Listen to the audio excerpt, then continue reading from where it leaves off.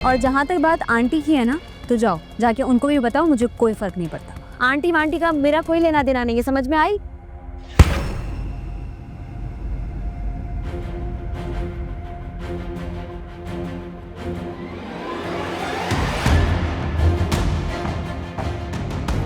अम्मी आप कितनी धोखेबाज हो ना तुम रमशा।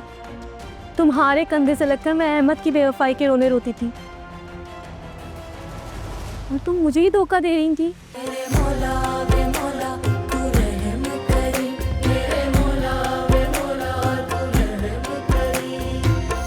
तुम फोन क्यों नहीं उठा रही हो मेरा? जब से कॉल कर रही हूँ। और ये अम्मी कहाँ है? वो भी नहीं उठा रही फोन। अम्मी ममानी की तरफ गई है मिठाई लेके, बहुत एक्साइटेड थी वो।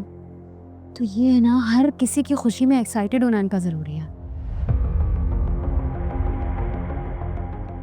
अब बता भी दो क्यों बुलाया तुमने यहाँ पे? मुझे अहमद का मैसेज आया था।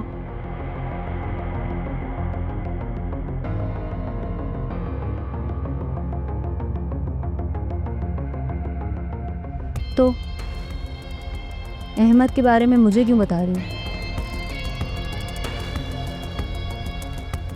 मेरे लिए ना वो पहले अहम था और ना आज अहम। तुम्हारे लिए तो वक्त के साथ साथ इंसान की अहमियत बदल जाती है। सज्जल यार मेरी बात सुन, मेरे पास ना इन फजूल बातों का बिल्कुल वक्त नहीं है, सो प्लीज। उसने मुझे कुछ वॉइस नोट्स और पिक्चर्स सेंड किए।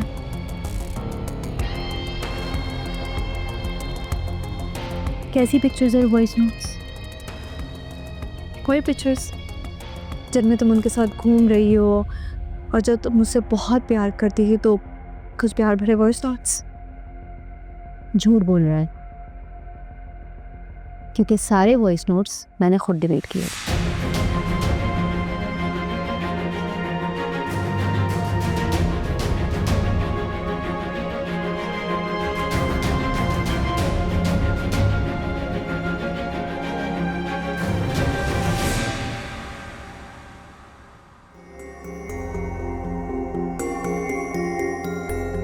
क्यों झूठ बोल रहे हो तुम? मैं कोई झूठ नहीं बोल रहा। काफ़ी सारी ऐप्स आ चुकी हैं आजकल जिनसे डिलीट डाटा रिकवर हो जाता है।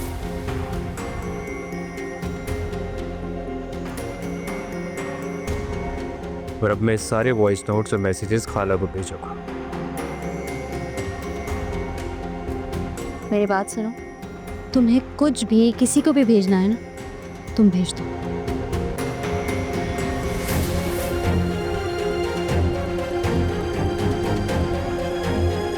मुझे कोई फर्क नहीं पड़ता। और वो आयशा एक नंबर की बेवकूफ,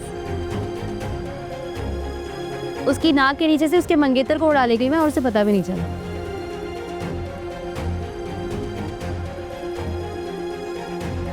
वो मेरे लिए पहले भी अहम नहीं थी और आज तो बिल्कुल भी नहीं।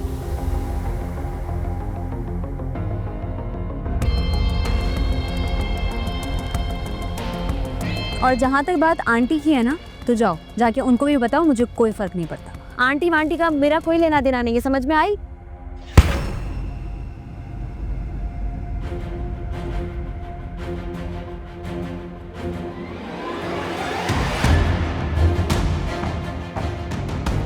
अम्मी आप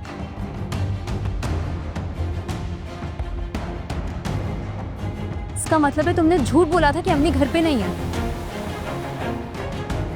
हाँ, बोला इसने झूठ ताकि तुम्हारे मुंह से सच निकल सके।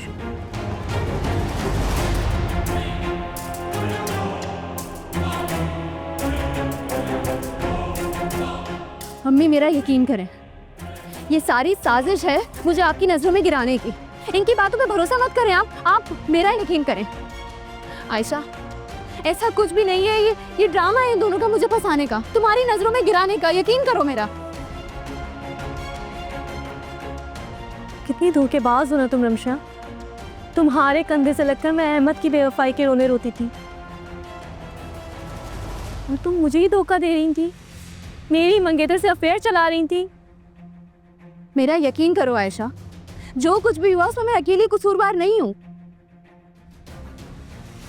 ये जो यहाँ इतना मासूम बन के खड़ा हुआ है ना, ये मेरे साथ बराबर का शरीक है।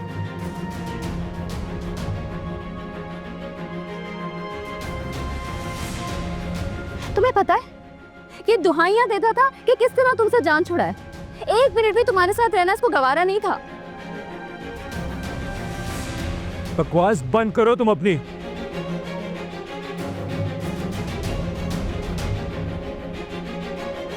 मैं बकवास नहीं कर रही हूँ, मैं बिल्कुल सच कह रही हूँ। तुम अगर इतने ही शरीफ हो ना तो मेरे वरखलाने में मुझ में इंटरेस्ट जाहिर क्यों किया तुमने? तुम रहते लॉयल अपनी मंगेतर के साथ। लेकिन नहीं, तुमने भी वही सब कुछ किया। इसलिए ये सारे ड्रामे बंद करो और जाओ यहाँ से। मेरे घर में ये सब करने की जरूरत नहीं है। वहीं रुक जाओ अहमद, तुम भी रमशा के साथ बराबर शरीक हो। आज तुम्हारी सच्चाई सामने आ गई तो तुम क्या समझते हो इस घर के दरवाजे तुम्हारे लिए खुल जाएंगे? तुमने मेरी बेटी को धोखा दिया है।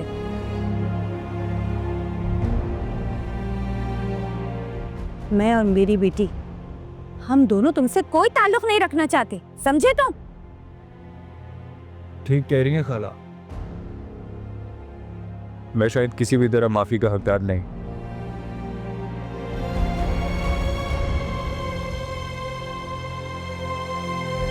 और ना ही शायद इस काबिल के मुझसे कोई रिश्ता जोड़ा जाए। मैं आज के बाद आप लोगों को फिर कभी नहीं मिला।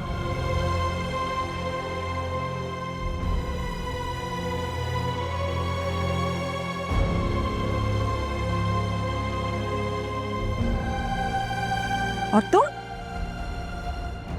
अहमद में कुछ तो शर्म बाकी थी ना कि वो यहाँ से नजरें झुका के चला गया। तुम तो इतनी ढिठाई से अपने ऐबों पर पर्दा डालने की कोशिश कर रही हो। अफसोस हो रहा है मुझे तुम्हारे अंजाम पर।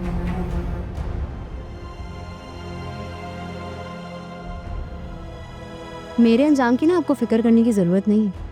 बेहतर है कि आप आयशा के लिए अच्छा रिश्ता ढूंढें। हाँ, सोचूंगी मैं उसका, माँ हूं मैं उसकी, लेकिन मुझे तुम्हारे आने वाले कल की बहुत फिक्र है।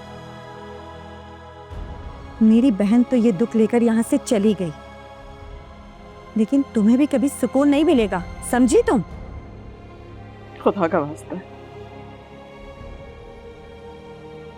बद्दुआ ना दे इसे। बद्दुआ नहीं दे रही हूं मैं इसे, समझा रही हूं कि माँ के दिल की निकली हुई आह तबाह और बर्बाद कर देती है।